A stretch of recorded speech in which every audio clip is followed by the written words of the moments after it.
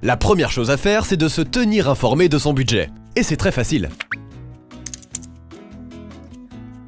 Ah, au passage, je vous livre un petit secret. Pour parvenir à maîtriser vos dépenses, prenez une enveloppe et allouez une somme d'argent qui sera dédiée à vos petits plaisirs de la semaine. Si vous vous dites que vous avez 50 € par semaine, eh bien une fois qu'il n'y a plus rien dans l'enveloppe, vous savez qu'il faut arrêter de dépenser. L'avantage avec l'argent liquide, c'est qu'on se rend compte plus facilement quand il n'y en a plus. Cette technique de l'enveloppe va passer comme une lettre à la poste, et c'est moi qui vous le dis.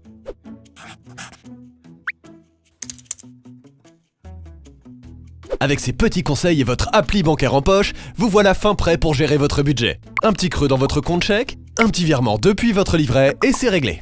De cette manière, vous évitez les découverts et tout ce qui va avec. Rejet de chèque, paiement des agios. Tiens, et si j'étais vous, pour ne pas vous laisser surprendre par vos dépenses incontournables, je mettrais en place les prélèvements mensuels. C'est un peu le pilotage automatique de votre budget. Pour les dépenses récurrentes comme le loyer, l'électricité, les abonnements internet ou aux salles de sport, c'est une bonne manière de ne pas se laisser surprendre. Chaque mois, vous savez quand ça va tomber et vous veillez à avoir le montant nécessaire sur votre compte. C'est hyper pratique ce pilotage automatique.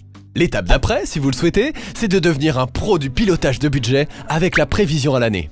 C'est possible si vous avez des revenus réguliers et une bonne visibilité sur vos dépenses mensuelles. Vous pouvez à peu près prévoir ce qu'il va rester de disponible tous les mois sur votre compte et donc ce que vous pourrez en faire. Épargner pour des vacances ou une dépense coup de cœur, mettre de côté pour un achat immobilier.